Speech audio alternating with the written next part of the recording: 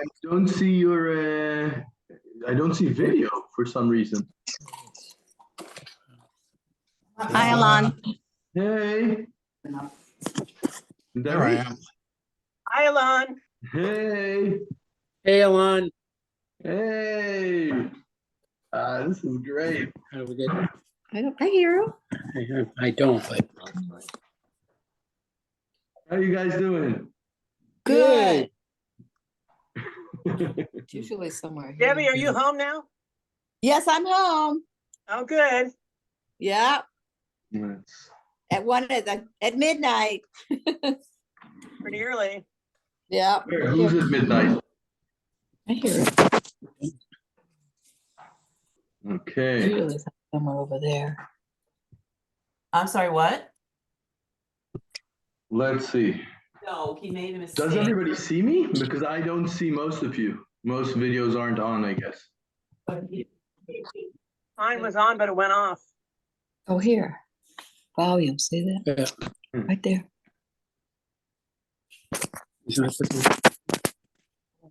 The volume. We're trying to get the volume up. Yet, so you know. Right there, that's the volume Yeah. signal. Put your finger on it. No. Yeah, that.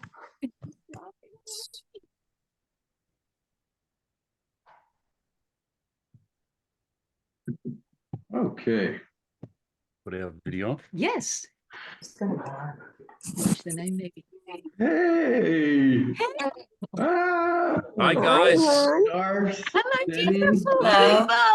Hey. We have people here from all over. It's good to see you. Hey, good to see you, bro.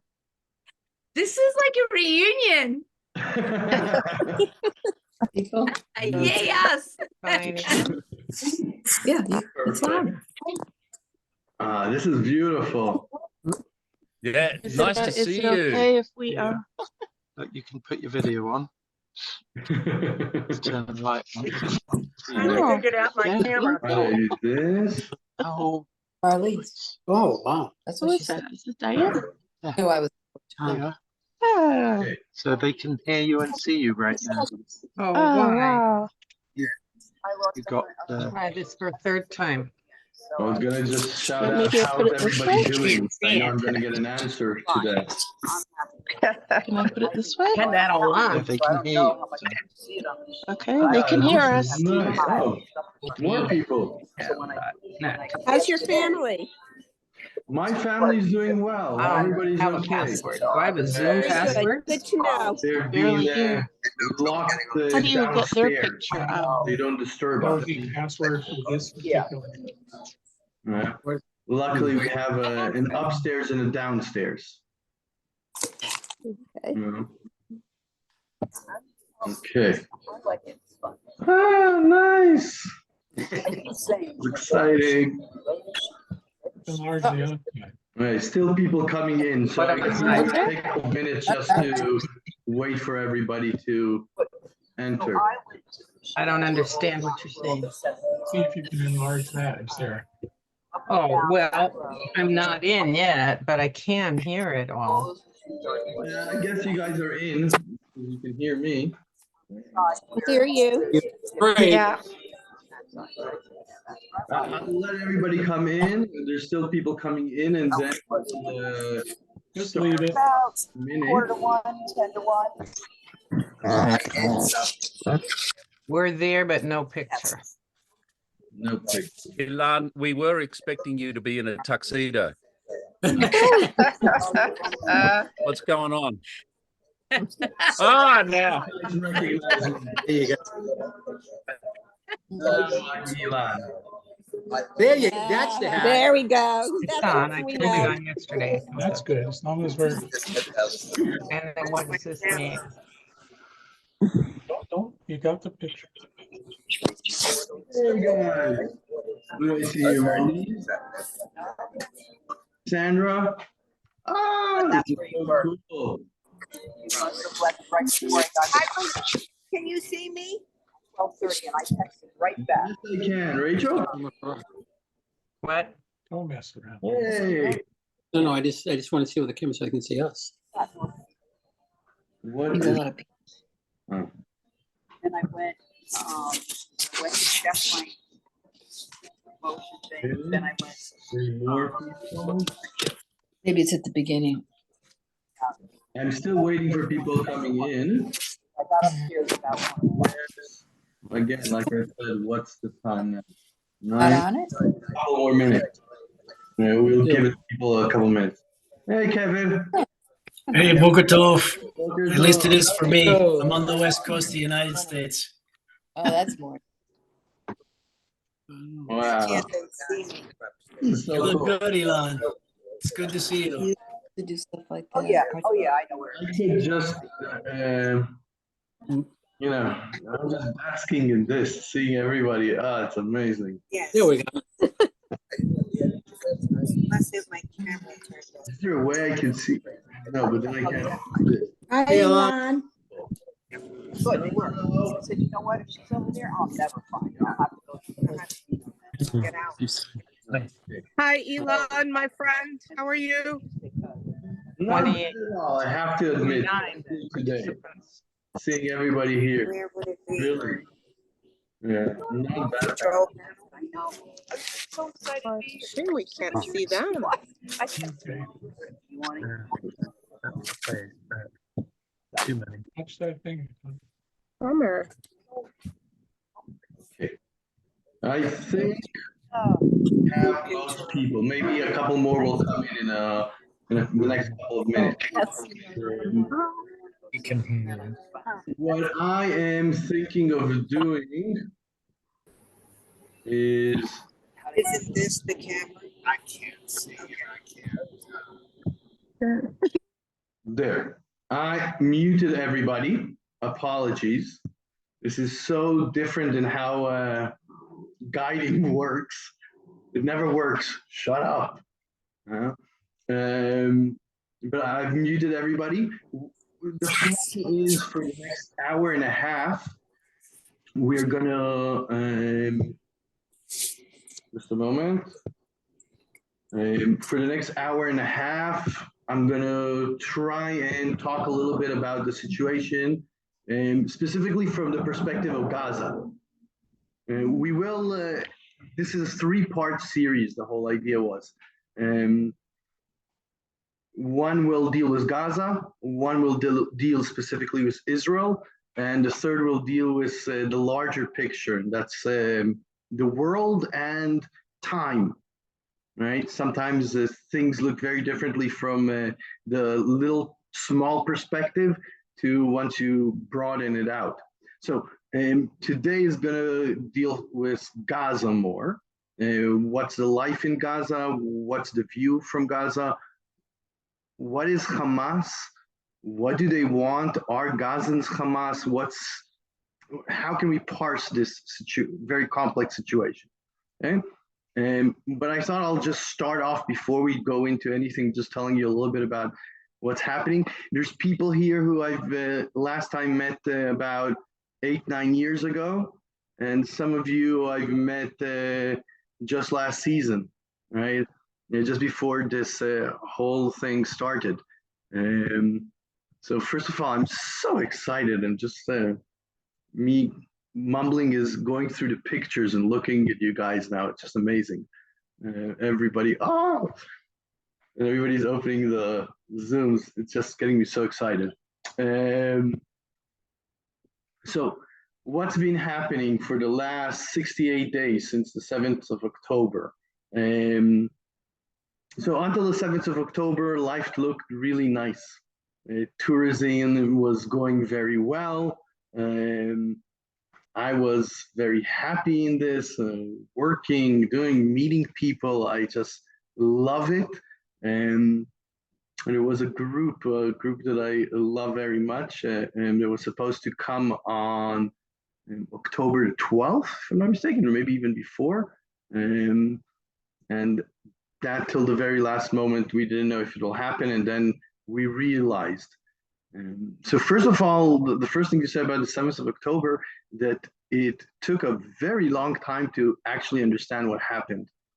And now that I can take these 2 months and look back, it took a really long time.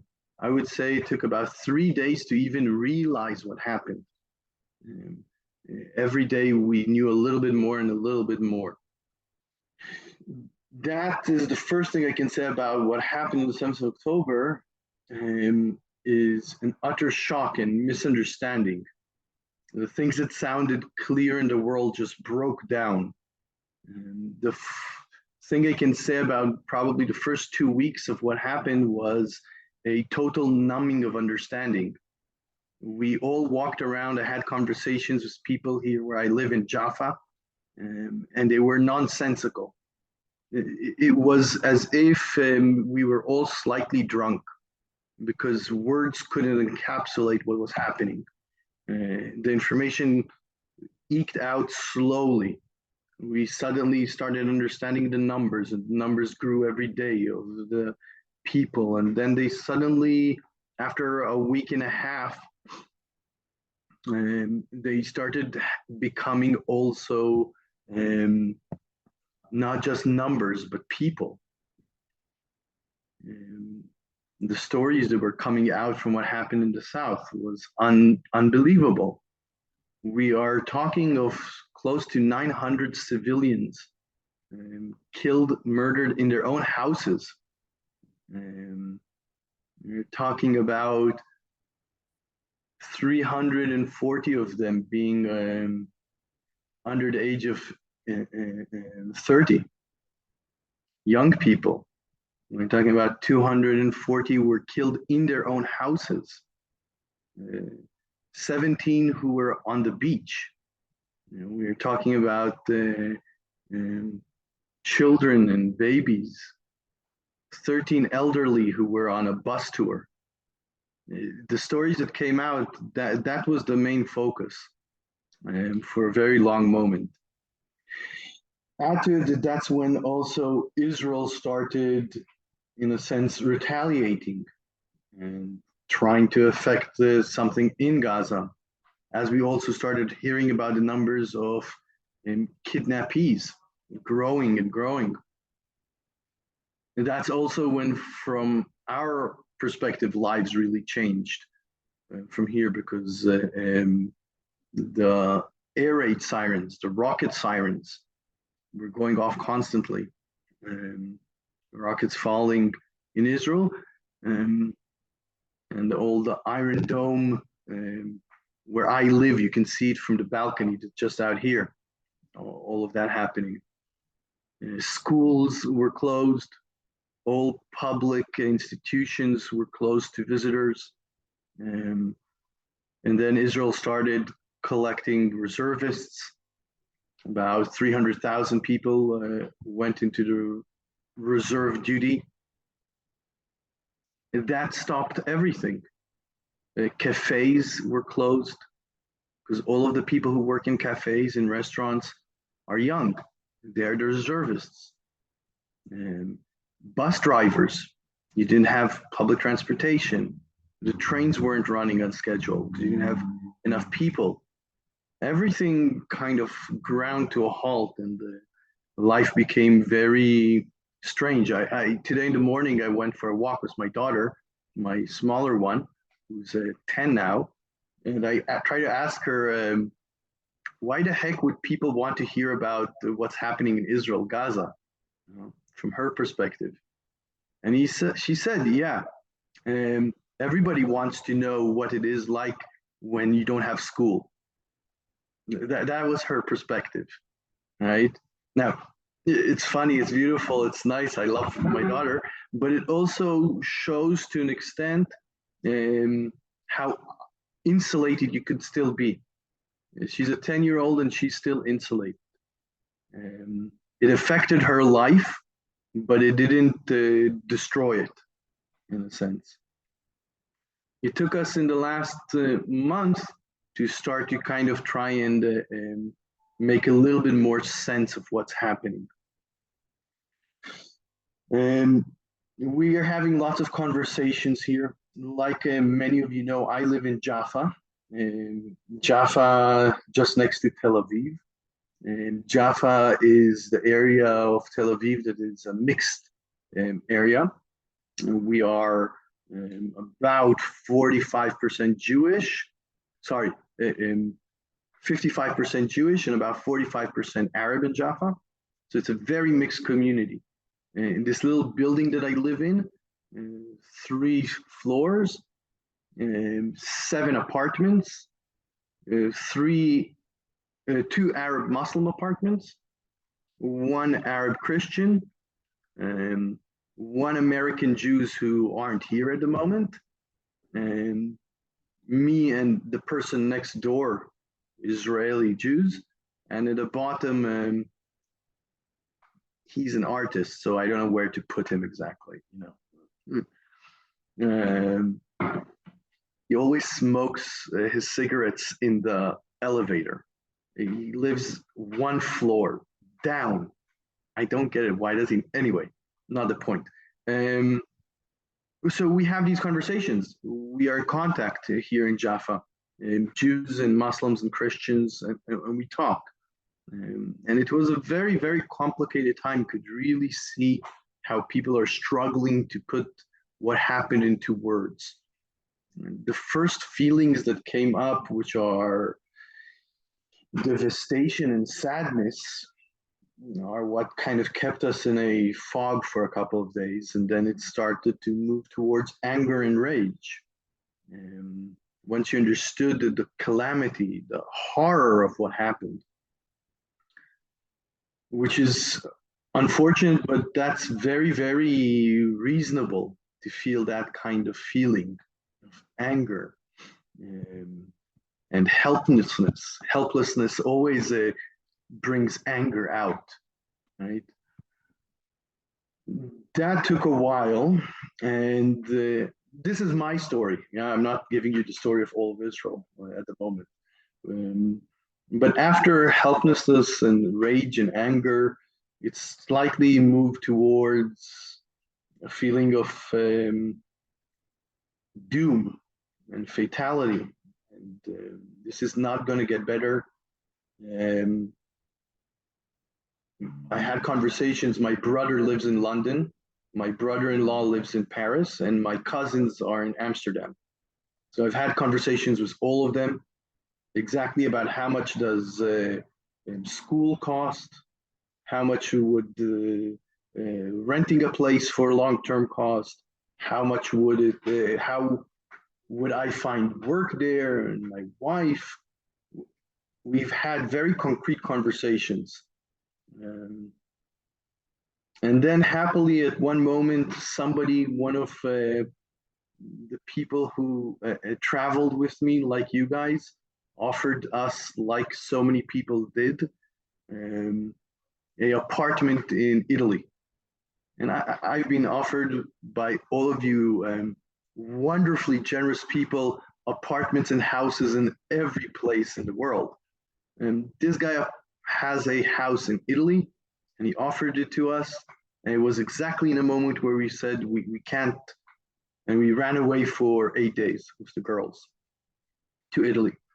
Come back from Italy, I, for the first time, understood what it is to live under a modern media barrage. I realized that consuming media and the news like we consume, the ability to see these small details, even the stories of bravery or the stories of horror that people underwent, it take an enormous toll on you, because in this media atmosphere where you get everything every second, all the time, it's very, very heavy. So when we came back from Italy after a media diet, we decided to stop with the news, at least no longer getting it visually, getting ourselves removed a bit.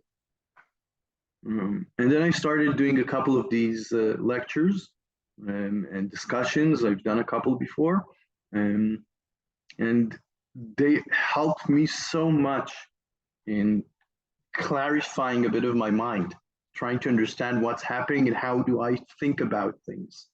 What do I feel? trying to be able to look at it also from an Israeli perspective, but a Palestinian as well, an international, a wider perspective, historical, things I couldn't do in the beginning because of all that emotional weight. And here we are now. I feel it took me 2 months to feel comfortable enough to be able to actually share this. And I'm so happy that so many of you were interested and are joining me. Right? So that's just as a little bit of a beginning for you guys to know what's what, where's things.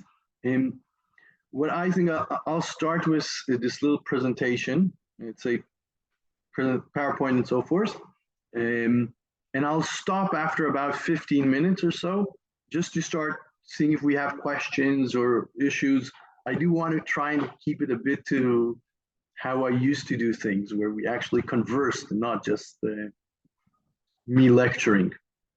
Well, some of you might say that I always lectured, but that's your problem. Anyway, let me see here. Share screen. And I'll just start. Okay. I hope you guys see, right? The United States, again, for me, everything starts with perspective and seeing how do we see different things. And I always like to start in geography. It just gives bare facts about the world. So you guys recognize North America, but the one thing I want you to notice in North America is how green it is. You can just see from this satellite image how green everything is. Green means that things grow easily. Food can easily be attained.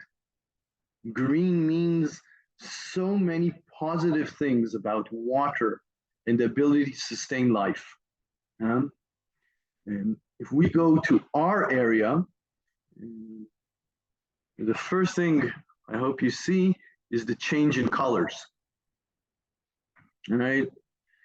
This makes an enormous difference about how life is and where people live.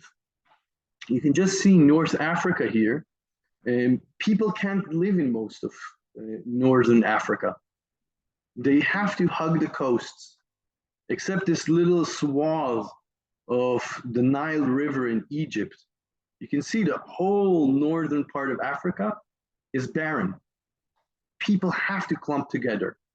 In our area, which is Israel and the Middle East, the same thing is happening. This means that we live in much tighter spaces, much more confined.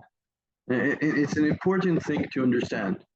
You've all gone through these tours with me. One point that I always mention is that the ancient world had to go through Israel. Ancient cultures are Egypt, on the one hand, the area of Iraq, which I hope you can see this cursor on it now, with Mesopotamia, the two big rivers, and Turkey. And the biggest, most important geopolitical point of this area is that you cannot cross from Egypt to Turkey or Greece, the Mediterranean, in the ancient world, because people did not know how to navigate in open oceans. So they had to hug the coast and come through Israel. You couldn't go from Iraq, Mesopotamia, directly to Egypt, because that would mean you have to cross the Arabian desert. And they didn't know how to do that. So you have to go with the Euphrates and then down the coast of Syria and Israel to Egypt.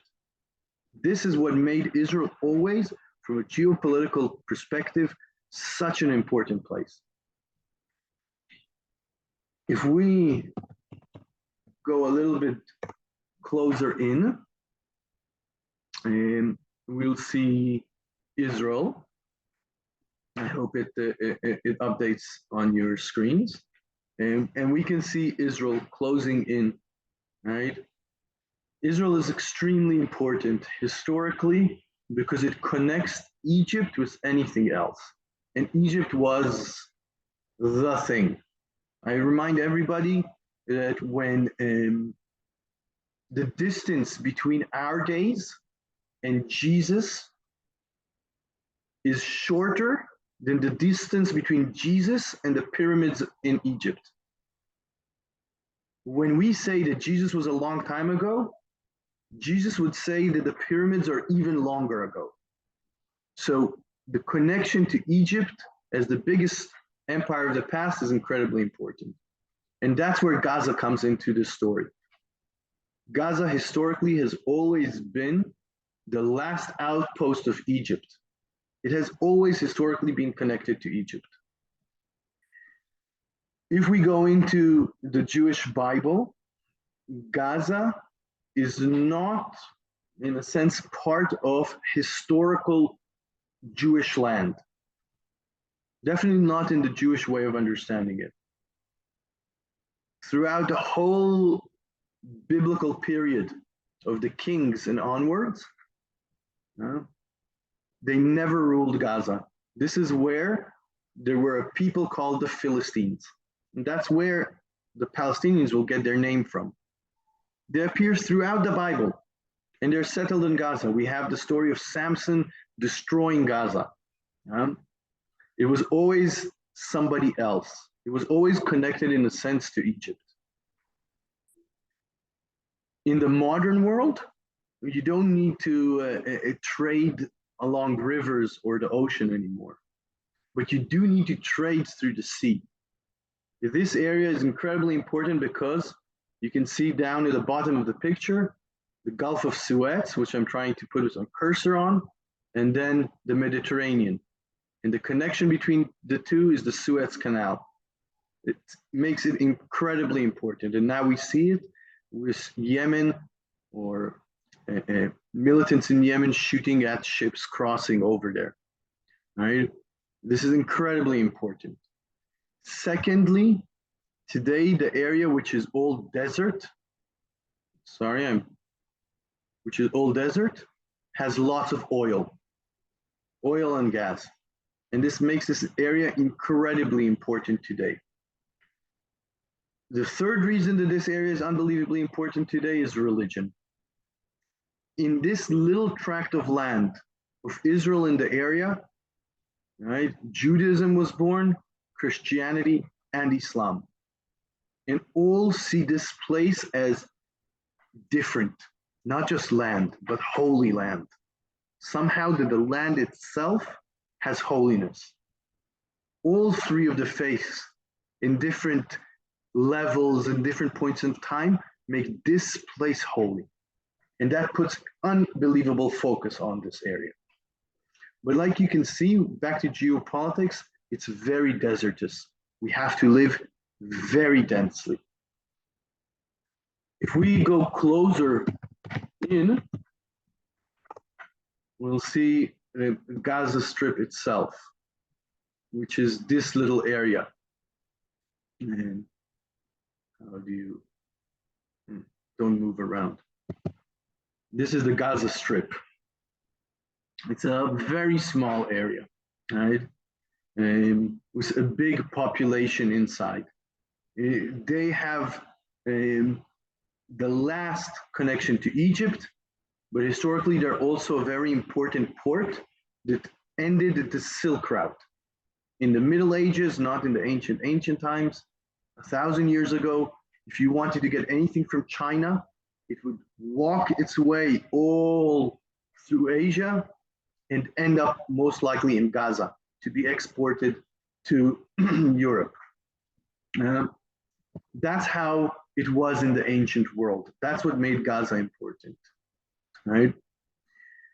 I'll pop out of this and let's see, stop sharing this. And now let's share the PowerPoint. And we will do that if I find out how to do it.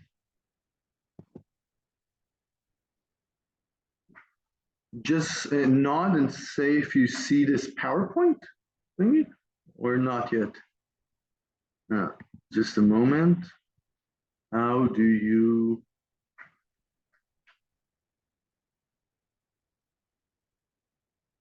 Move. Yes, we see him. At least I do. I'm just I don't know how to get it. One Elon, second. if you push the button on the very top next to what is Gaza on the top bar, there's a little move to the right a little bit. There's a little screen with a very small triangle in it. If you push that, I think it'll play. Just that how my computer is, it's a bit stuck. Yeah, there's like auto save on, a little save button, some Yeah. refresh buttons, and then a little screen with a little small triangle. Yeah, but I have here all of these buttons. I mean, how they get. Okay. Now I almost got it. Come on. Apologies. This will take another second. I just have all these screens. Ilan, you can choose the slideshow menu. Now I got this, but it's all gone. 1 second, guys. We'll try doing it like this. Escape. PowerPoint.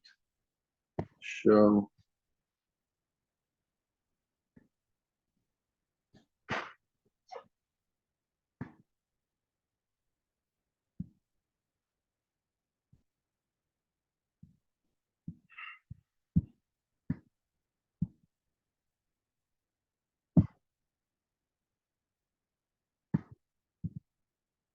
Apologies, this will take another second.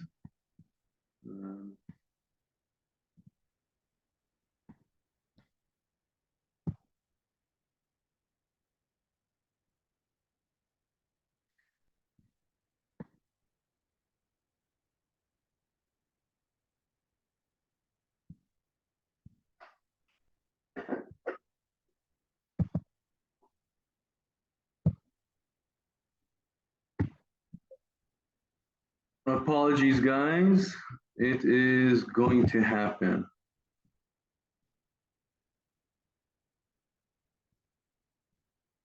Now.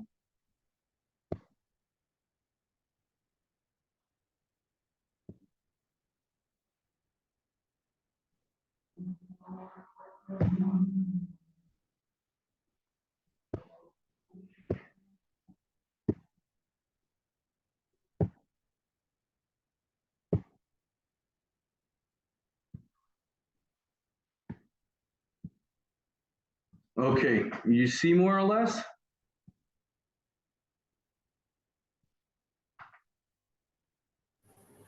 Yeah, we see it full screen now. Thank you, guys. Thank you for your patience. Okay. We start with this. Why is the story of Gaza versus Israel not more Darth versus Luke? The first 7th of October and the first week afterwards, it was very clear who is good, who is bad. The horror of the massacre, the brutality of it made it very clear who is which in this story. But it was very weird because very quickly, at least internationally, we lost that clarity. It started to break apart. Who is what? If you take Ukraine, there's no doubt who is who within that battle. Who is the aggressor and who's the defender? Even 2 years after that war in Ukraine started, we still know that. Why has Israel changed so quickly? Why isn't it that clear in Israel? Right? And who is Darth and who is Luke? You have protests in schools and universities, in cities all over the world. You have protests in international forums, celebrities. It's not as clear. So let's see. I did a lecture to a group in Austin just a while back, so I chose Austin as the city. But we can see in Gaza here. Sorry, I'll make a little stop and just say this. I'm going to, during this conversation that we have in the next while, put the focus on Gaza, on the life there. I'm Israeli. I live in Israel. I have a different perspective, but I'm going to start out with Gaza rather than with Israel. This is first of all because Gaza is a bit more of a black box than Israel. Israel is much easier to understand. We know what Israel is, who Israel is. We can feel connected to Israel much easier, right? Gaza is different. What's Gaza? Who are they? What's Hamas? What's a Gazan? How are they connected? What do people believe is much more of a black box in the West. When we don't have an understanding of who people are, why they do things, and how they do things, we are left only with fear. Because again, we do not understand. So I'm going to start here. Wow. I'll just add one more little point. Many of you have been with me on different types of tours. Some of you on more general tourism, on pilgrimage tours, on religious tours. Some of you are Jewish, some are Christian, coming from different denominations. We even have people who would fall in the bracket of others, right? So I'm going to try and look at it from different perspectives. Some of you have been with me on political tours in Israel. Not everybody, I guess, in this group knows exactly my political views. I always try and keep them a little bit to the side. It's not my job to give you my political views. But at this moment, I would say it's very hard for me to stop them from coming out totally. I've worked in the past with human rights organizations and organizations for what I would call a sustainable peace here. Right, so that's my slant, just that you know. That's where we are going to come from. That's what we'll be talking next about. If you disagree with me, please, once we open up for a discussion, ask the questions. There's no stupid question and there's no wrong question, right? As long as there's no anger towards somebody specific in your question, even that's wrong. No. We can be angry. Maybe unless if there's spite. I don't know. That's the only thing that I wouldn't want us to do. But every question is important. Okay, so back. I chose Austin, Texas, because that group was from Austin. It's a big town in the U.S., but not that big. It's just over 1 million people today. This is a little bit older. And this photo that I found. You could put into more than 2 Gaza strips. Now, you do have to remember when you do that Gaza holds more than double the population of Austin. Half the size, double the population, right? Add to it that a city like Austin doesn't grow its crops in the city boundaries. You grow crops outside of the boundaries, right? You don't put the airport inside the city boundaries. It's outside the city boundaries. Within the Gaza Strip, everything is inside the city, inside the strip. That makes the Gaza Strip as a contiguous piece of land, the 3rd most populated piece of land in the world. 3rd most densely populated piece of land in the world. If we saw that Israel and the Middle East is densely populated, this is much more. 140 square miles versus 320 in Austin, right? The population is 2.2 million. That's about 40% of the Palestinians between Gaza and the West Bank. It's a very big part of the Palestinian population. And unlike the West Bank, 70% of Gazans are refugees. They're refugees since 1948. It means refugees and their children and their grandchildren. But the important point about 70% of your population being refugees is the refugees flee without taking the most important thing that sustains life, and that's some sort of collateral. If all your life you have to depend only on what you earn, it changes life very dramatically if you don't have something to put as collateral to get a loan and to push your life ahead. If you're a refugee, you don't have these things. So 70% of Gaza's population doesn't have that. The median age in Gaza is 19. The US, you can see here, 38. And Israel is 29. Gaza is 19. That makes for, on the one hand, a population that demands a lot. As you guys know, young people demand a lot, right? You know it from your families. But secondly, young people always look towards the future.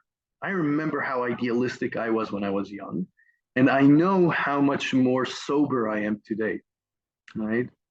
And that's one more point. And the third point about Gaza being so young is that's the reason why on the news you hear that so many of the casualties, the people who were killed in Gaza during the fighting with Israel, are children. It's very simply because about 50% of Gaza are children, right? Well, these are details I'm giving you before the war began, right? Before the war began, in Gaza, you would make probably in a year in Gaza about $3,900 for a year. That's a median income. That, remember, 42% of Gazans that work for government offices. Teachers, people in welfare, police, all of this, 42%. Most countries, we are talking much, much closer to the 10%, if not lower or closer to 20, depending what type of situation you have. It's a very big percentage. If you look at the West Bank, which is another group of Palestinians, they have about double the earnings, while Israel has more than 10 times as much. We're at $52,000 a year, and the US is at 70,000. So when you're living at 3,900, poverty is never a thing that stands alone. Poverty is always something that is comparative. A poor person in Africa is not a poor person in the United States. It's a very different life, right? This means that when you are looking at how well you're doing, you're looking at your neighbors. And that's Israel, Gaza, 3,900 versus 52,000. That's a very important point. Lastly, I'll put unemployment in Gaza before the war began stood at 46%, and it's 74% for people under the age of 30. That means 1 out of 4 people under the age of 30 works. If you compare, the US is at 3.8%, Israel is 3.4%. These are effectively countries without unemployment, right? 2 to 4%, even sometimes 6%, would mean that you don't have unemployment. It's just somebody who's moving between jobs. Okay. I throw up this little map here that you understand what Gaza is, right?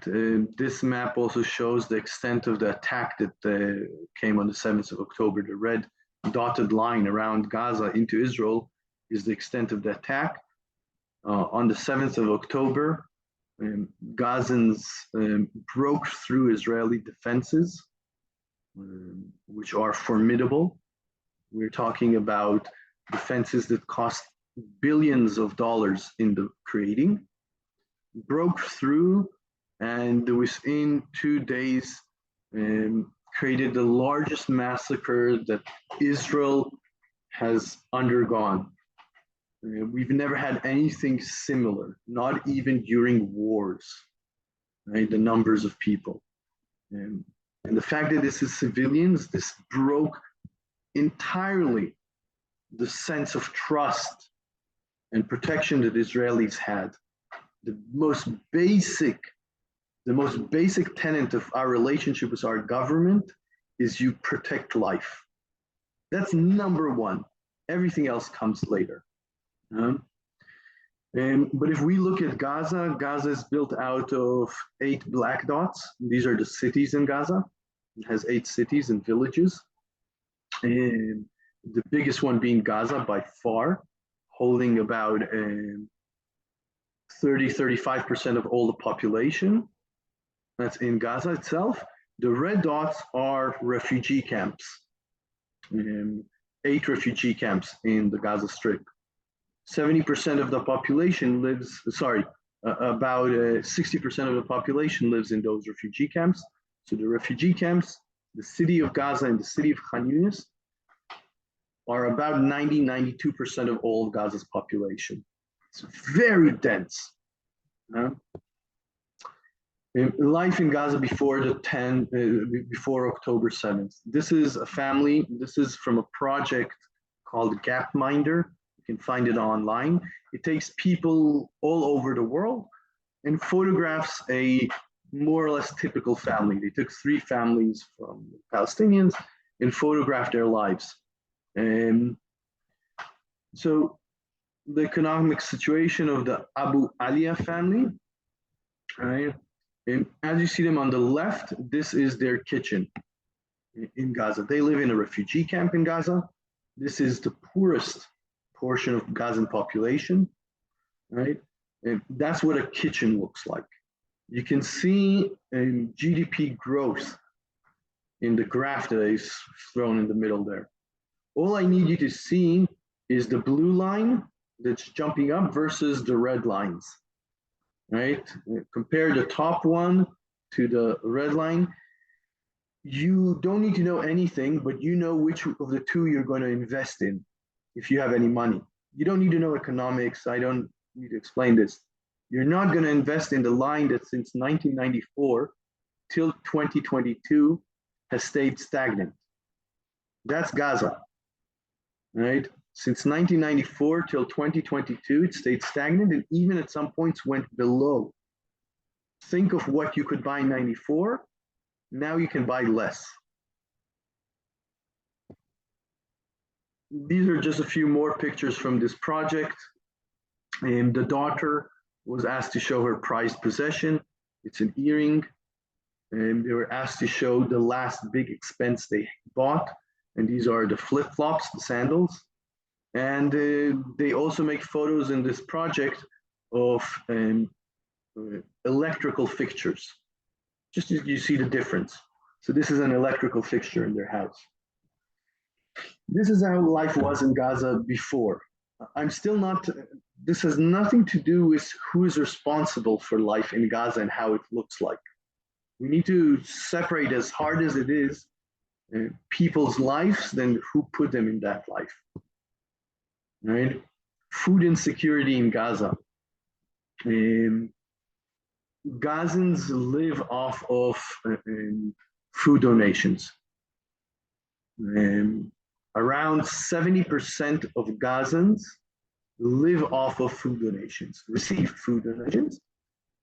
About 50% of Gazans, depends who you ask and at what point in time, but around 50% of Gazans live below the minimal nutritional needs of a growing person. Okay? This means that there is real type of hunger in Gaza. As you can see, this I found not long ago.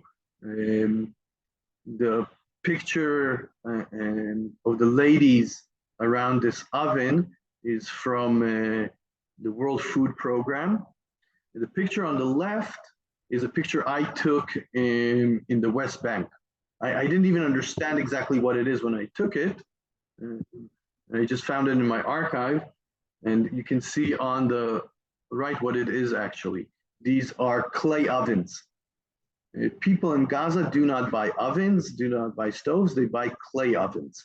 That's what you can live with. That's how you upgrade your house.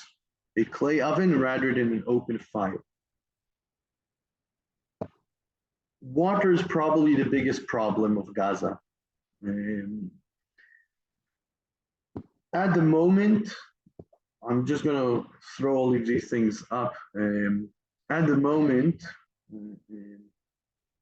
Gazans, let's put it like this. The World Food Program, it's a UN body, says that about 100 liters, 80 to 100 liters is the minimum needed for a family for life. People live below that in many places in the world, but these are none of the places that we want to go to, right? Gazans stand at around 80 liters of water per person, but only about 20% of that can come from Gaza itself. 80% of the water sources in that little strip of land in Gaza are either too salty or polluted. Only 20% of their water they can get. The photo second from left, from the kid taking a shower, is where you get the water for the shower from. In general, if you live close to the beach in Gaza, you do not shower with fresh water. You shower with salty water. When you don't have day-to-day water, that brings about all kind of hell to live through. Electricity in Gaza is between 4 to 8 hours a day. We're talking before the war. Between 4 to 8 hours a day. Like the water, also the electricity, all come from Israel. Also in 1967 and till today, after Israel left Gaza, all the water and electricity practically come through Israel, right?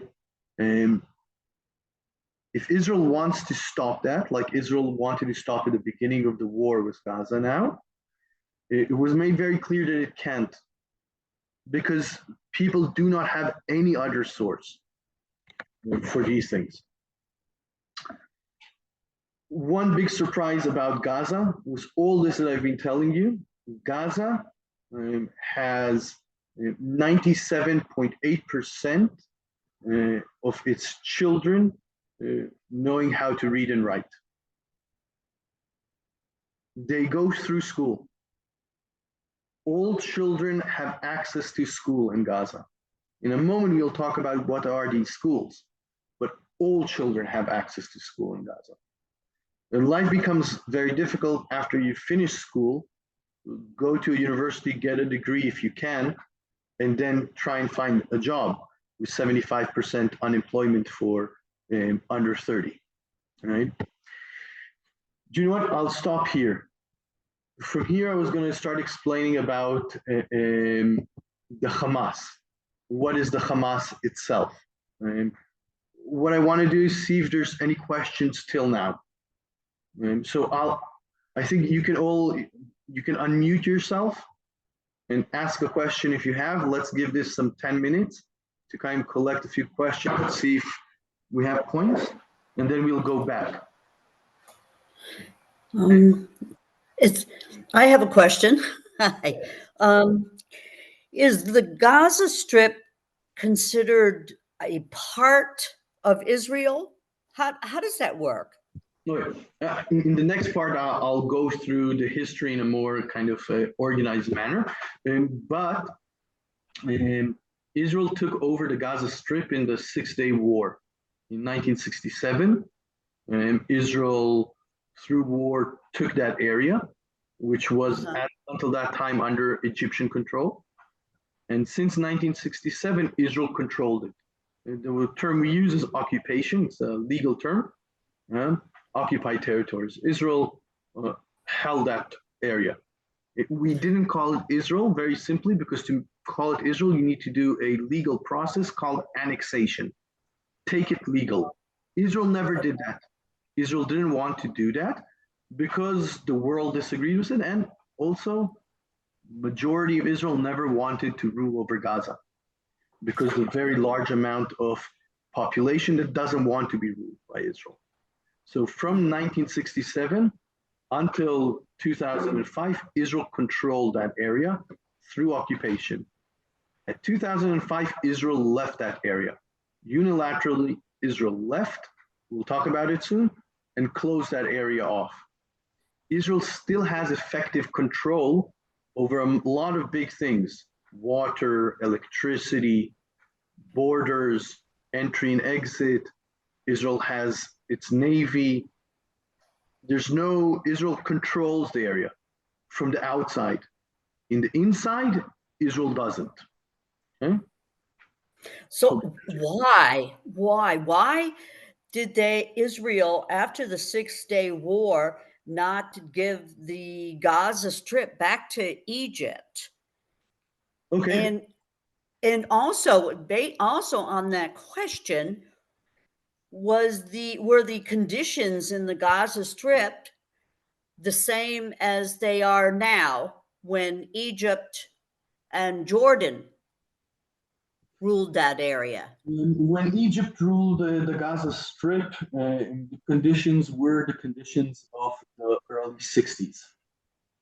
Life was very different then, and it was part of Egypt, which was a poor country, right? Very quickly trying to develop, and was an outpost of Egypt. It was the farthest you can go, more or less. It wasn't a great place, but it had a life. I'll put it before 1948, before Israel was established. After 1948, when Israel was established, it no longer had connection to the rest of the Palestinian world. It didn't have connection to Israel and to the West Bank. And suddenly it became a port city with nothing coming into it. No longer produce comes through Israel to Gaza. Add to it that 70% of its population suddenly became refugees. So life became worse. Once Israel took over, Gazans had opportunity to work in Israel. As a kid, I grew up in Israel in a town about half an hour from Tel Aviv. As a kid, we used to go to this great Yemenite restaurant for really good like meat soup and stuff like that. And all the workers were Gazan. Everybody working there except the owner and maybe like 2 waiters, everybody was Gazan. The people who were doing construction when I was a child were Gazan. They were all over. In a sense, they were our easy laborers, the poor laborers that come and do a lot of the things in agriculture and the black jobs that people don't want to do, right? Since that ended, life in Gaza has slowly deteriorated. We'll talk exactly about why in a minute. Okay. And Egypt, I mean, we're talking about Gaza and Israel, but there's another subject. How about Gaza Strip and Egypt? I mean, why don't some of these people move to Egypt? I mean, if they're refugees, and there's so many. And 2 points, very simple. Egypt doesn't want them, number one. Egypt doesn't want them. No country wants a big influx of refugees into them. Specifically, Egypt doesn't want them, and we'll talk in a second about Hamas and their ideology. Number 2, people are very connected to their land and to their history. I'm sure all of us are as well, connected to where we live, to our families, to our roots, and they are as well connected to those roots. So people don't tend to move like that very easily. But then I'd recommend anybody go to, there's enough places in the US Mhm. I have a friend from Dearborn, from just outside Dearborn, Michigan. The largest Palestinian community in the United States. Sizable community in the tens of thousands. People do leave in the end. Any other questions, guys, gals? Elon, what was the heritage of the people living there before 1967? So let's take two steps, Jenny. Before 1948, before Israel is established, they are Palestinian, and there are a lot of traders living there. People who are connected to trade all over the Mediterranean. And that's how there was a small Jewish community there since probably the 17th century. A small Jewish community, not very well liked because they backed a false messiah, Shabtai Tzvi, and in the Jewish world, Gaza of the Middle Ages, horrible people. But it was pretty successful. In the year 1900, it was about 16,000 people. By 1948, it had around 200,000 people. Sorry, about 100,000 people. And after the War of Independence, Israel's establishment, they jumped to 200,000, was the refugees flowing in. From that moment, the life in Gaza changed dramatically because it lost a geographical purpose, right? Their heritage is mainly Palestinian, but because they are 70% refugees, here in Jaffa, if you go down to the beach in Jaffa, Jaffa is called Jabaliyah, the one below the hill, meaning in Arabic, right? Now, if you go down to Gaza, the big refugee camp just south of Gaza City is called Jabaliyah. Gaza doesn't have one hill. It's flat as anything. Jabaliyah because Jaffa. The biggest refugee camp in Gaza is populated by people from the city of Jaffa who fled in 1948, right? So their heritage is not just Gazan, it's generally Palestinian. Mm-hmm. I guess I'm just confused as if Egypt had the land, why weren't Egyptians living there? If you did, I'll put it simply, there was no need. After 1948, when Egypt takes that area over, it loses its meaning because it has no more connection to, let's see, how do I get out of this? Escape. If I show you this map, you see suddenly when it has a border around it, Gaza is no longer connected to settled land, to produce, to export. An Egyptian who goes down the Nile with something to export is not going to schlep it all the way to Gaza just to export it from there. So it loses its purpose. It's a city that did not invent itself once more, right? That's the main reason. Okay. Okay, guys, I'll go back to this presentation. I'll do another about 15 minutes and then we'll open up again for questions. I'll try and explain a bit of, is Hamas, is Gaza the same thing, okay, or not? And again, how do I press here? How did I do last time? Here, now, don't move. Ugh. My computer has a bar at the bottom that I can't take down. That's in the way of me playing the presentation. I'll do it like this, sorry. I don't know how to fix it at the moment, and I prefer not to waste more of our time. Is that okay? You see it now? Yes. Mhm. Yes. More or Yes. less. Now I don't know how to change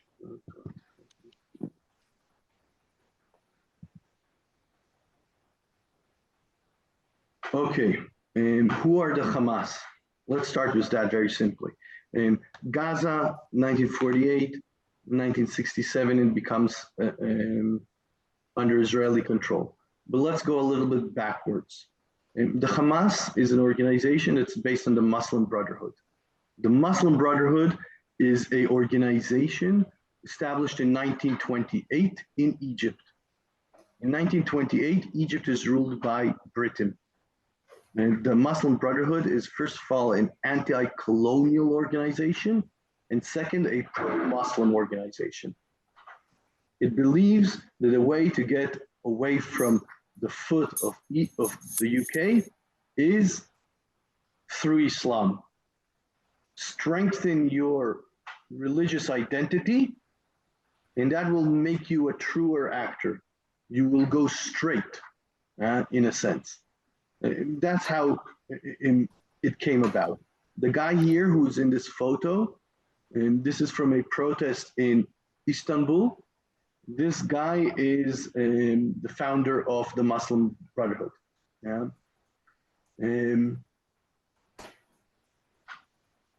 Within our story, 1948 is the most important point.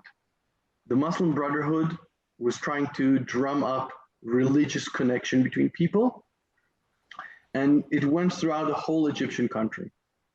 This guy, the head of the Muslim Brotherhood, was jailed and later executed by the Egyptian government in the 50s.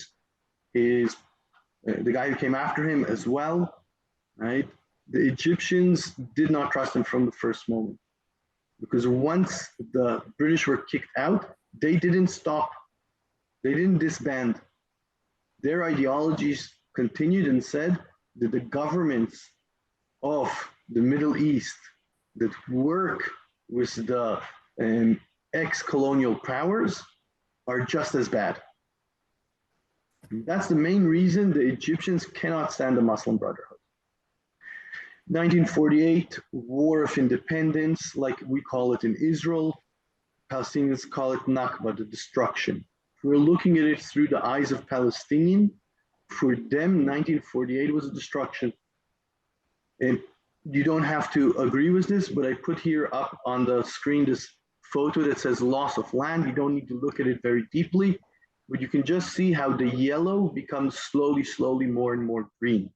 This is how Palestinians tell the story to themselves. We, as Palestinians, they say, are in a story of losing land constantly. Constantly, every day, losing land before Israel was established and until today. That's incredibly important in their understanding of who they are, right? If Jews have the idea of a promised land, Palestinians have it in a kind of negative, in a Benjamin Button kind of way, slowly going away, right?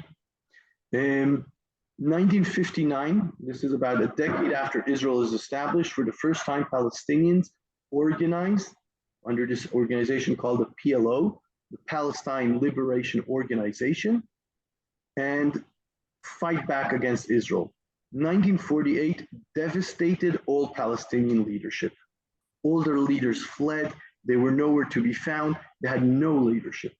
1959 is the first leadership that comes around in this Palestine Liberation Organization, well known by the guy in the photo on the right in the bottom. This is a photo I took in Hebron. The guy on the right with the keffiyeh, the Arab headdress, is Arafat. Yasser Arafat, and he led the PLO for a very long time. And military man. We do forget, but throughout Arafat's career as a militant / #1 terrorist, Arafat attacked only Israeli army and police.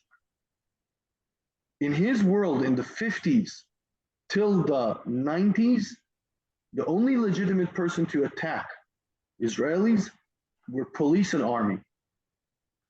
Not to say that they didn't kill from time to time also a few civilians, It did happen, but as a agenda, they went after Israeli police and military.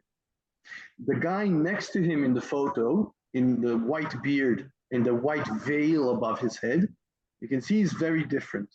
He's not in like Arafat in the military jacket and the kafir, he's in the white veil. In Islam, you wear white during the months of Ramadan. It's the veil of purity. It symbolizes purity and your connection to Islam. This is the Sheikh Ahmed Yassin, and he's the founder of Hamas. And the next thing you can see is the emblem of Hamas, right? Hamas is established in 1973. It wasn't called Hamas at the time. It was named after the mosque that this sheikh was the leader of, right? And it started as a welfare organization. Not just started as a welfare organization, it was recognized by Israel as a welfare organization. It was registered in Israel as a welfare organization, and it got money from the Israeli government in the very beginning, as Israel supports any welfare organization, right? That's how it started. In 1987, the first Intifada erupts. Do you know just a second before it? In 1979, the revolution in Iran happens. This brings about in the Muslim world a new idea that if you become a truly religious state, true to your religion, you can get also political power. An organization like Hamas, which is built on the Muslim Brotherhood, right, believes in this religious role. By the time of the first Intifada, Sheikh Ahmed Yassin has already been in jail for 5 years, in Israeli jail, because his charity also stockpiled guns. Sheikh Ahmed Yassin was released from jail in 1985 in Israel's first really big prisoner swap. A militant group in Lebanon took a few Israeli soldiers, and in a big military swap, Sheikh Ahmed Yassin, amongst others, was released. You can already see the importance of prisoner swaps in the Palestinian story. 1987, the first Intifada starts.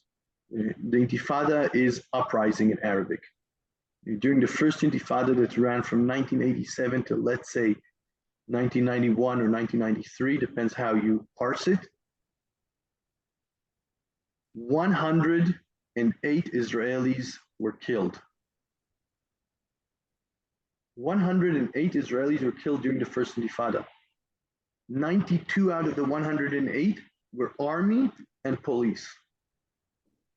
The Palestinians attacked Israeli presence in the West Bank. Hamas starts just in the beginning there, and Hamas doesn't just attack. Its first operation is kidnapping 2 Israeli soldiers. They botched that operation, they murdered the soldiers very quickly because they're almost caught. But their first move is kidnapping. You can already see how they think, and very different than Yasser Arafat. In 1988, after 1987, the Intifada begins. By 1988, already peace talks start appearing between Israel and the Palestinians. In 1989, the kidnapping that Hamas does. The first Intifada, 1987 to 1991, is the first Palestinian uprising. This brought us pictures, and this is maybe the first time that the story between Israel being David and Palestinians connected to Arabs being Goliath starts to change. With pictures of women and children being arrested. At the same time, here you see Sheikh Ahmed Yassin, the leader of Hamas, the founder of him, in jail. He's taken into jail once again for the murder of these 2 soldiers and 2 others, being the leader of this attempt. I didn't mention, but the Sheikh Ahmed Yassin is also a paraplegic. He's was in a wheelchair and lost the use of both his legs and his hands from childhood polio.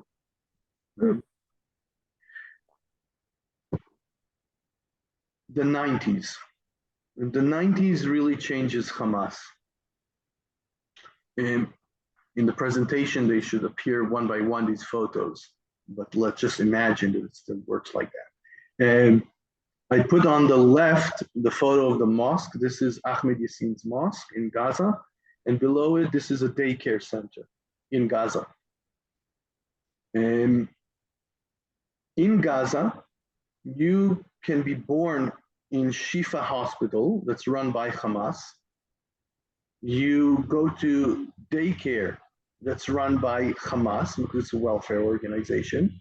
You will go to school that's run by Hamas because it has teachers as well. You will finish school during the day and go to a after school kind of a JCC or community center that's run by Hamas. You will finish high school and go to a university of Hamas, and then you'll get a job working for Hamas. You'll die and have your burial rites in a mosque of Hamas and buried in Hamas burial ground. Within Gaza, you can live your whole life through Hamas. Now, we look at it from the outside and say, oh, Hamas will be putting a lot of influence on changing people's views and minds and radicalizing them. No doubt. But at the same time, they're giving people in Gaza what they don't have. Free food, free education, free entertainment, free time with the kids, work, so many other options, right? But Hamas during the 90s, right, goes through a big change, a very important change. You can see Yasser Arafat with Bill Clinton here and Yitzhak Rabin. This is the Oslo Peace Accords. Israel is making peace for the first time with Palestinians. I don't know if you agree with it. It was a good peace or a bad peace. Doesn't matter. But Israel is making relations with Palestinians, and more importantly, the leader of the PLO, this guy in a military uniform, is putting down his arms and saying no more to war with Israel. We're going to do it through diplomacy. That is Hamas's moment. Hamas understands that if Israel goes through with this fully and the PLO goes with it fully, they have no more place. And they come up with a new strategy. They will do terror attacks against Israel, and Israel will be the one that will stop the implementation of the Oslo Peace Accords. The two pictures you can see on the right at the top was the blown up bus and that area with two orange things on the bottom in this picture. And you might recognize this. This is Tel Aviv, Dizengoff Center in Tel Aviv, the first Hamas suicide bombing happening. 1995, 40 days after Baruch Goldstein, an Israeli doctor, shot 32 people in the tomb of Abraham in Hebron. Hamas starts suicide bombings. Anybody who was Israel in the 90s, like I grew up here, you just saw bombings constantly. Everybody has a story like I have. The day I went, I was in the university and I had a break of like 4 hours in the middle of the day. And I went to the art school and I bought at their cafeteria a croissant. And then I went to see the end of year exhibit in the art school. And it's all down in the bottom of the art school. And then suddenly half an hour later, I hear a big thud. And I don't really think about it too much. And I continue walking in the basement, looking at art.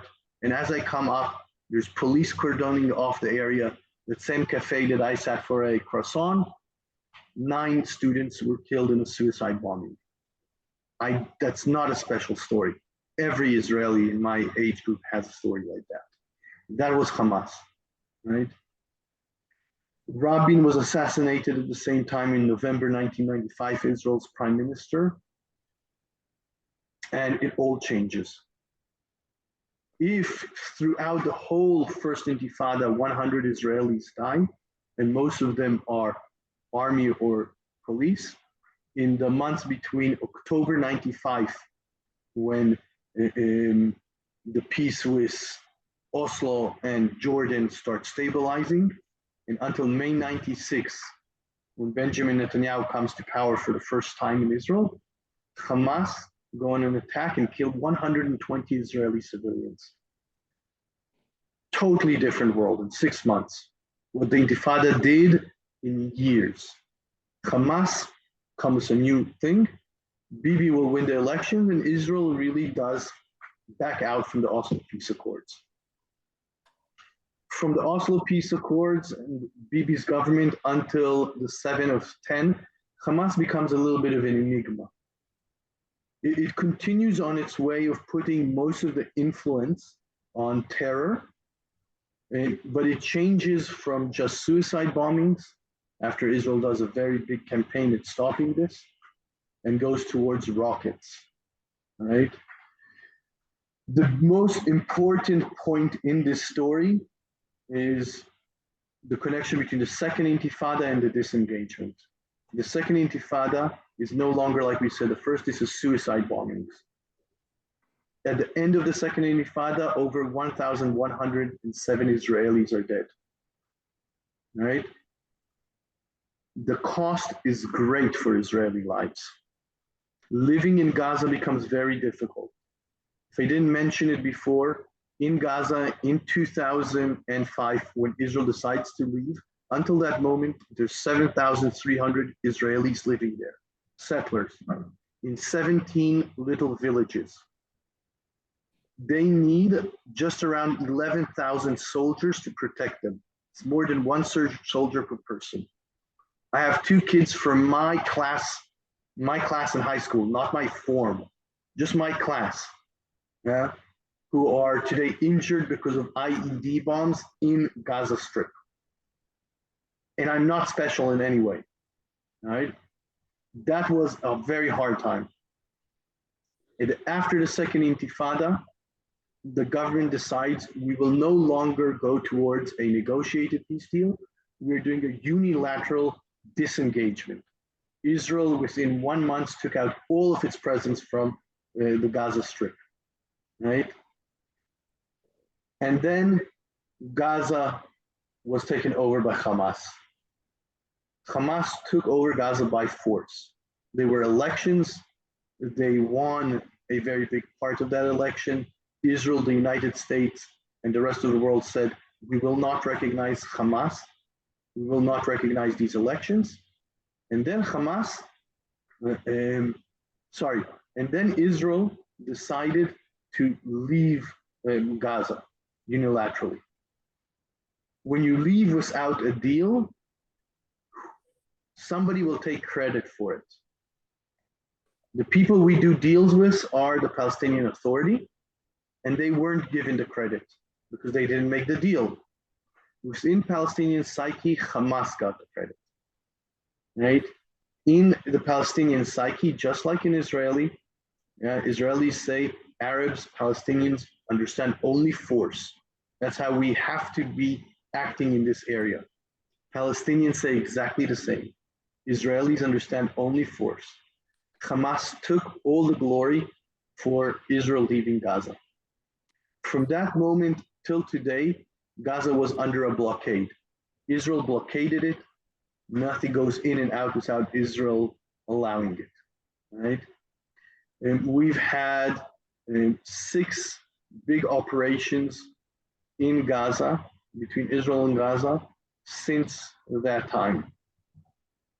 But until today, until the 7th of October, the death toll went down dramatically.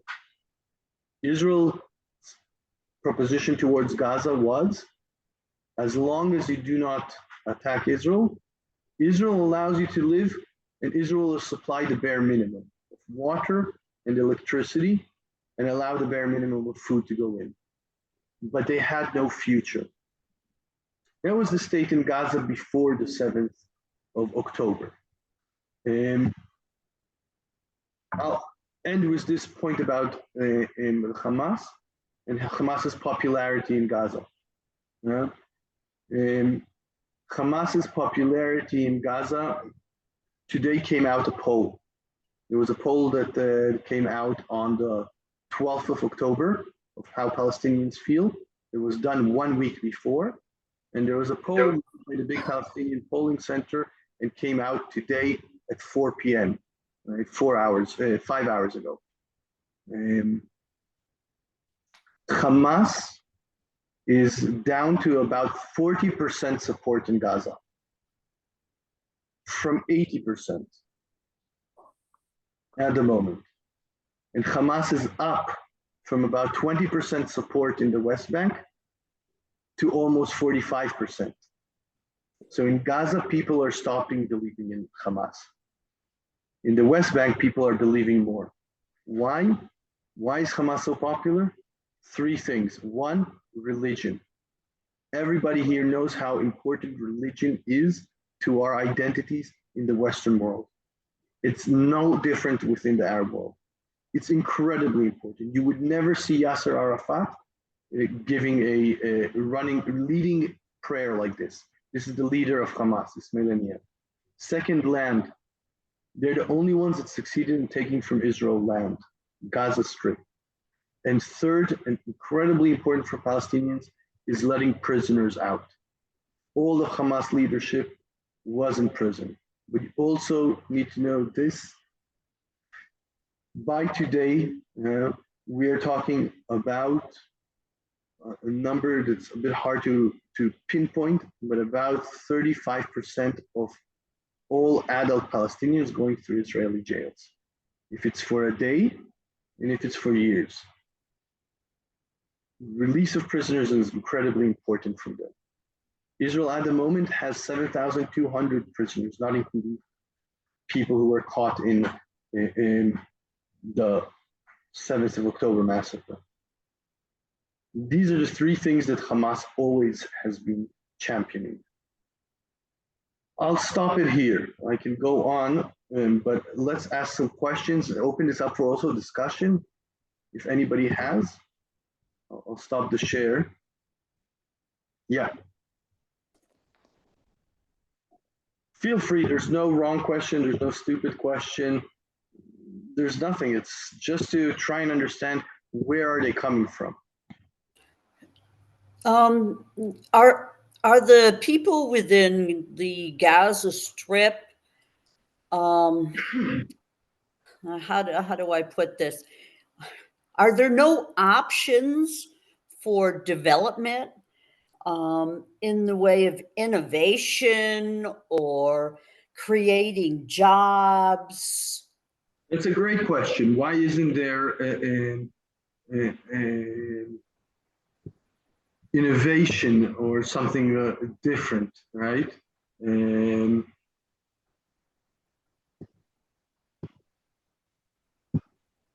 Sorry. Why isn't there innovation there? It's very simple. When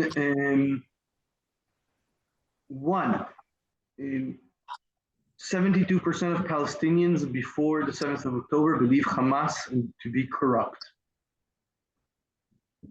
When you have a corrupt government, you can't do these things, number 1. And it is definitely corrupt. It's siphoning off a lot of money towards their military preparedness, which you saw on the 7th of October. That's very clear.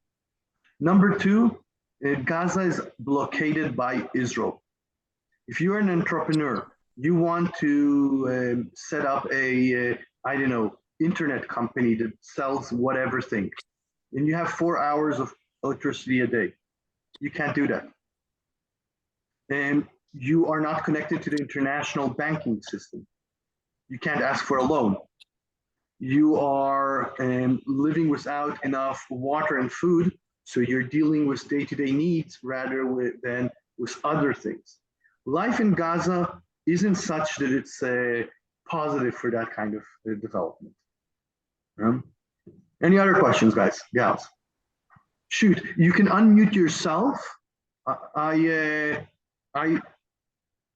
pretty sure here.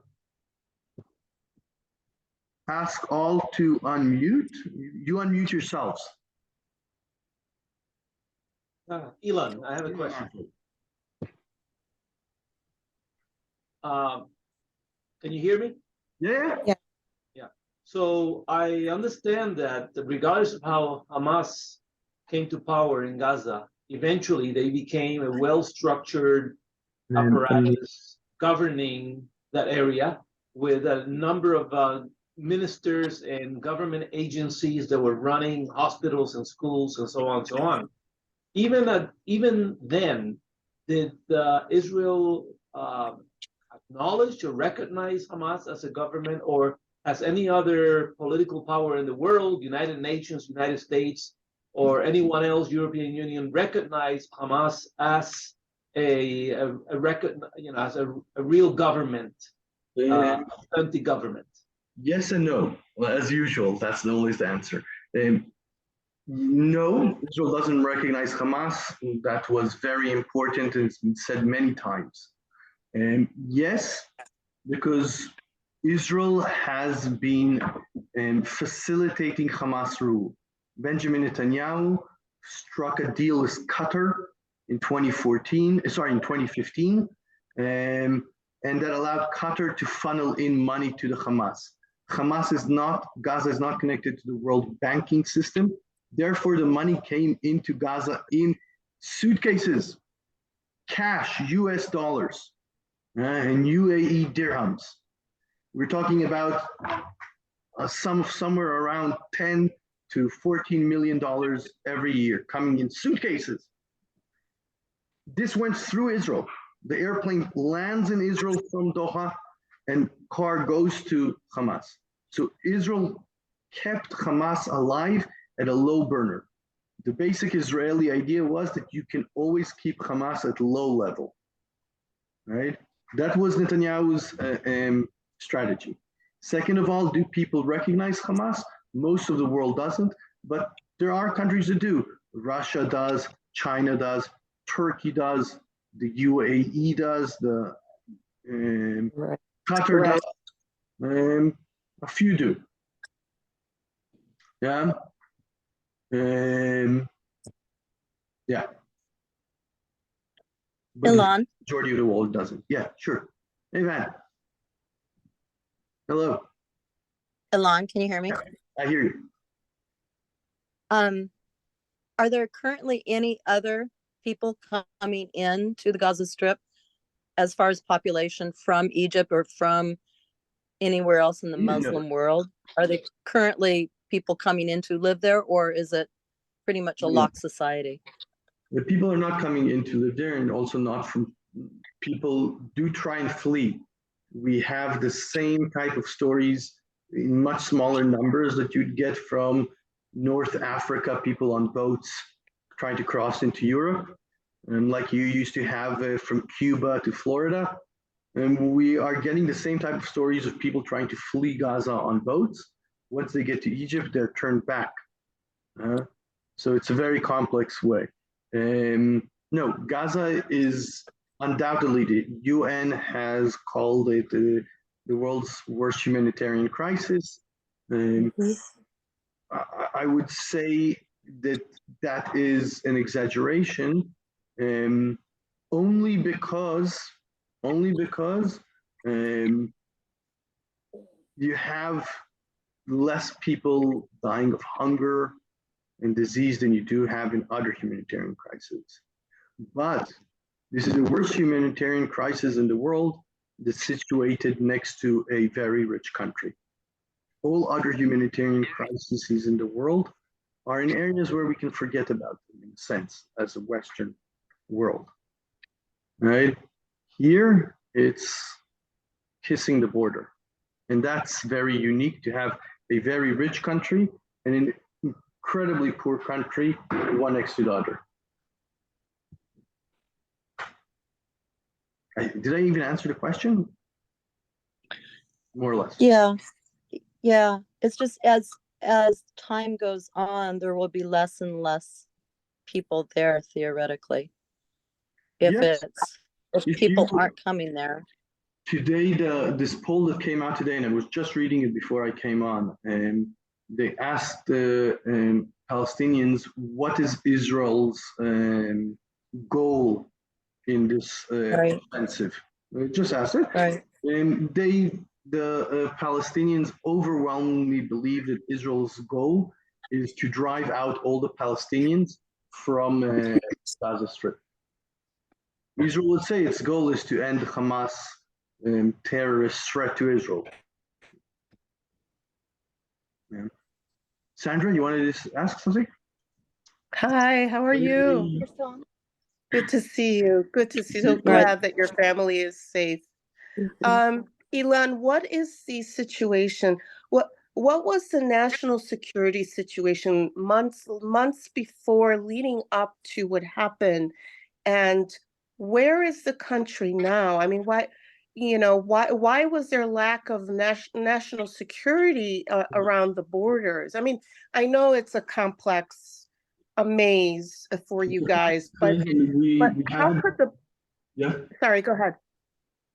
What I was going to say is that it's like you understand, it's very complex, and we still don't have enough time to check it well enough. But there are a few things that are very clear, and on my next Zoom meeting that we'll do on Israel, I'll talk about it more.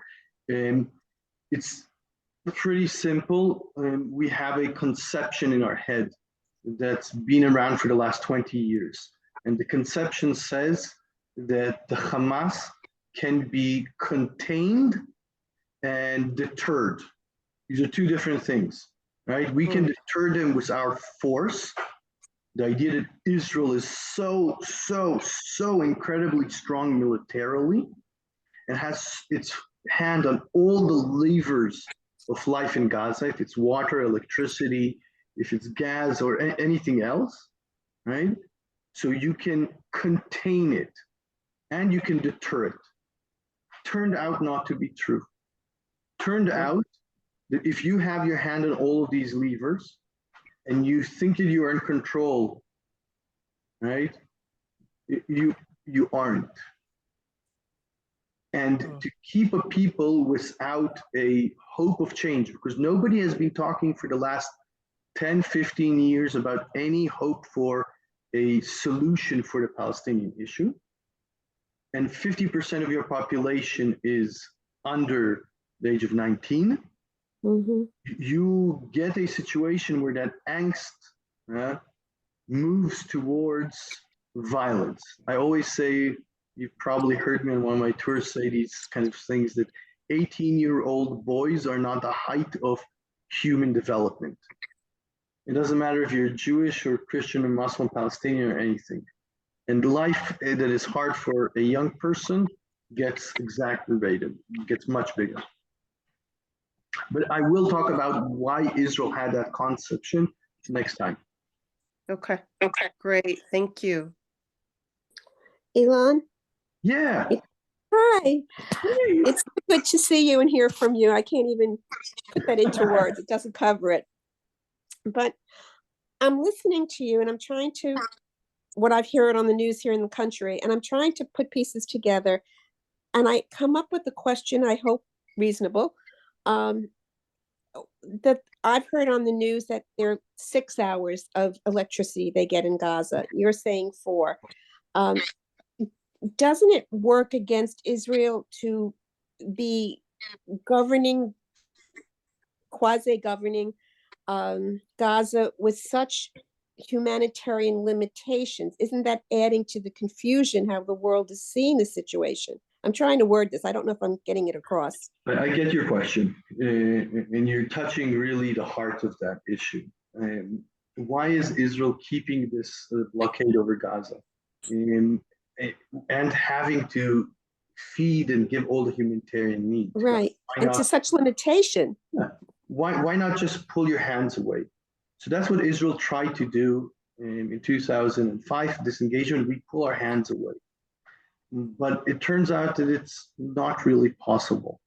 You can't do that because it's a city, it's an area that has no economic prospects. It's supposed to be a port city for goods coming from what is Israel. So it has no right of life. Israel is very scared of them. When I told you about the suicide bombing in the cafe, it was a Hamas operative, right? Israel is scared of it. Last point is, Israel in its political situation with our government since the mid 2000s, 2005 till today, being very much on the right wing of the political sphere. Mhm. The government that believes that Israel's right to the West Bank is ultimate and it's full. Therefore, Israel made a bargain. We cannot have good relations with the Palestinians in the West Bank because they're demanding the West Bank back. So is the Israeli government split on that decision? No, Israel's government is very clear in their decision, doesn't want to do anything with the West Bank. Keep it as Israel's. However, this is Netanyahu, and I'll share it with you in the next meeting.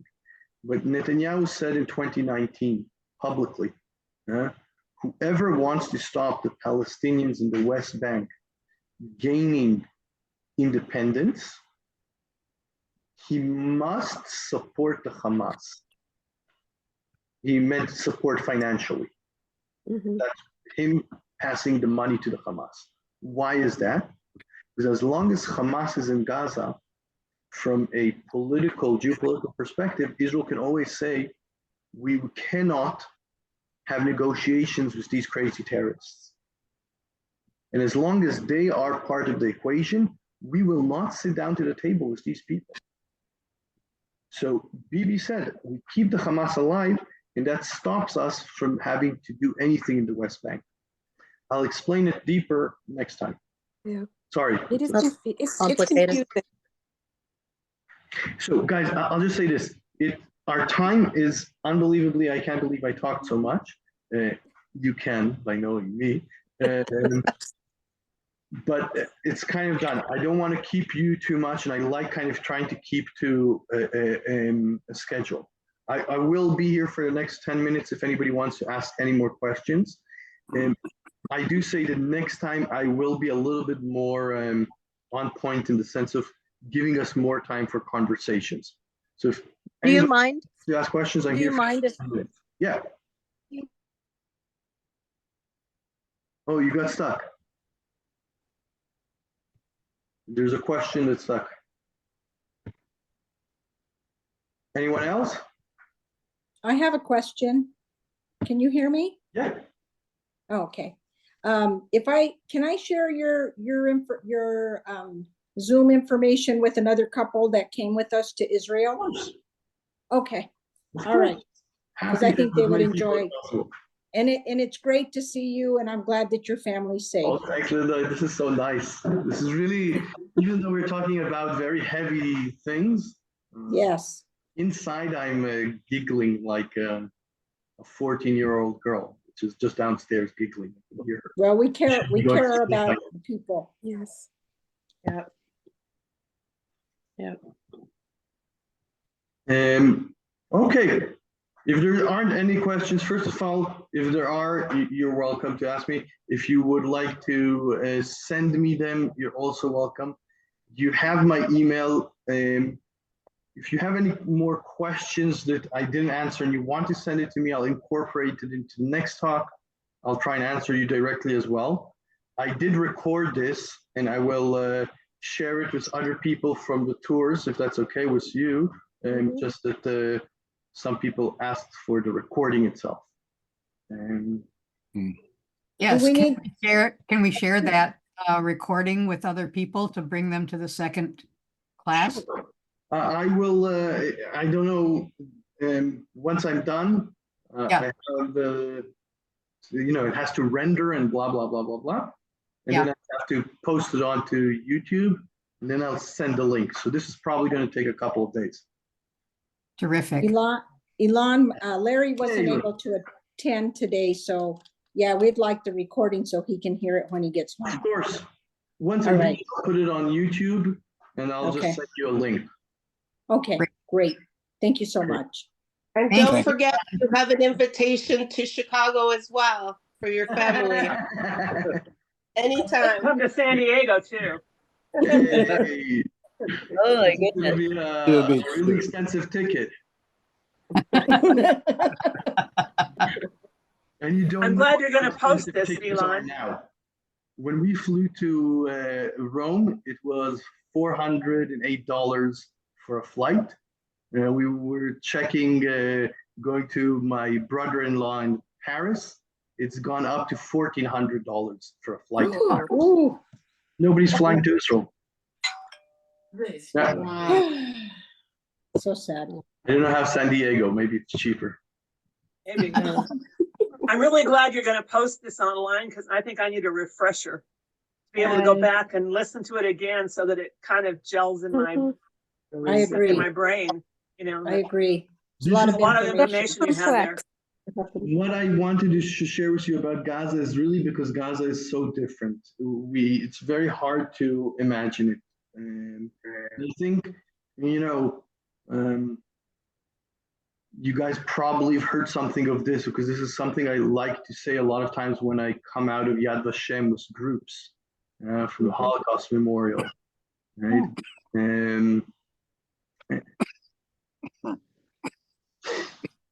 You know,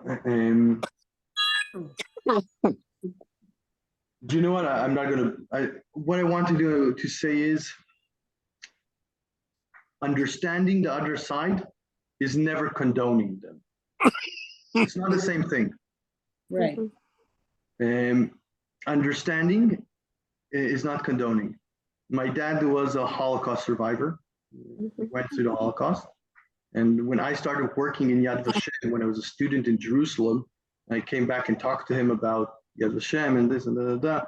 And I talked to him about how much monsters the Nazis were. And he's kind of, you know, with a sly smile and kind of said to me, that I disagree. Yeah. And like, what do you mean they weren't monsters? So I can, you know, rattle testimonials of how much these people were monsters. And he said, when we use the word monster, that person is outside of the realm of humanity. And he gave me the example, a rabid dog that bites you is bad, but is not guilty. He's rabid. You can get angry, but you can't put blame on that dog. If you say that they are Nazis, if you say they're monsters, they're no longer part of humanity and they have no culpability. Understanding Hamas doesn't remove any bit of the culpability from their actions. Right? If you have culpability, you have choice, and you chose what you did, even though you sometimes get pushed into a situation. Anyway, I knew that the moment I'll open up the Holocaust, I'm going to go a bit like that. Okay, kiddos. Thank you so much. See you next time. Okie dokie. Okie dokie. Bye. See you later. soon, hopefully. I love you so much. Thank you for being with me. Same to you. Bye. Thank Love you you so too. happy. Love you. Bye. Bye. Take care. Bye. Thank you. Bye. Elon? Yes, you. Hey, Yeah, Lynn. I have to tell you, I think so much of that day at Yad Vashem when you and I connected on, oh my God, now I'm drawing a blank. Her name, that was a volunteer that wrote the book, The Tulips Are Red. Yes. Lisa Rose. Exactly. Lisa Rose. Yeah. But I have to Word. also say to you, regarding what you talked about today, it seems like such a no-win situation because there's no way to make the Hamas, the Palestinians see Israel better because of all the influence of Hamas. I mean, that's what I'm, maybe I'm crazy, but that's what how do you get to the root of some of those people that are Palestinian that may not want the Hamas as their leaders? And how do we help them get out of this terrible bind that they're in, that Israel is in now? Well, we'll talk about it, but one option, there's 2 points in what you're asking raises for me. One I'm saying is, I grew up in the mid 90s. These are my formative years. Right. The music I like is from there, but also my view of what is politically possible comes from the time that I grew up. Right? Okay. I'm not saying this is 100% true, but this is where I grew up. And I grew up in an age where peace was possible, where South Africa, the Soviet Union, the Berlin Wall, Israel, Palestine, Ireland, all of these things broke apart and you could get to a difference. And I remember how it was pervasive. Everybody believed in it for a while. And slowly the world changed. And now we are in a point in time where we all believe you cannot talk to the other. If you cannot talk to the Palestinian, you cannot talk to the North Korean, you cannot talk to the Chinese, you cannot talk to the Democrats, you can't talk to the Republicans, you can't talk to the guy on the other side of the street from you, and sometimes not the guy sitting in the next cubicle from you. We live in a world where we believe that cannot talk is very prevalent. That can change. That can change. We can talk to people, and in order to talk to people, we need to start talking to people. And then talk some more to people, and then some more to people, and then some more to people. That's what I believe in. I will talk about it next time as well, because that's the only thing that I'm kind of involved in here in Israel at the moment, and that's trying to get, not true, also other things, but talking to the other side. That's number one. Number two, Israel has to do an about face. Israel, because it decided the question you asked before, Israel decided that it doesn't want to give anything in the West Bank. So Israel also decided it's not going to talk to the people who are not from the Hamas, who are much more even keeled. Okay. The PLO. They have in the Palestinian prisons, not in the Israeli prisons, in the Palestinian prisons, they have Hamas operatives from the West Bank. So why is the PLO arresting Hamas operatives? Because Israel demands that. So it means that they're having a communication with Israel, but that's underground. We are not willing to talk to them openly. They are, and in that situation, the win will always go to the violent person because he forces us into interaction. The one who tries in other ways, we're not giving them anything to show to the population that you should try talking. Yeah. And I always applaud you. You probably don't even expect to remember this, that I know your children go to an Israeli Arab school for unity. I always thought that was the most beautiful thing to take away, or one of the most beautiful things to take away from the trip with you. Thank you, dear. Yeah, they do. And dear is always what you've called me. So that's consistent. You know what? In most places in life, when I call people dear, it doesn't work well. Somehow here, when I'm with, it feels so real because you are so dear to me. You guys don't want to know how I was before.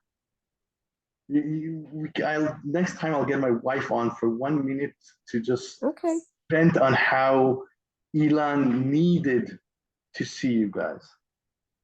Well, your wife is a clinician and so am I. You and I talked about that 5 years ago. She understood it, you see? Like this, us talking. It just makes everything fall into place. Yes. Thank you so much for doing this. I truly appreciate it.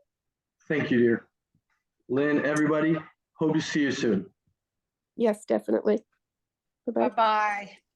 Thank you, Elon. We love you. It's fantastic.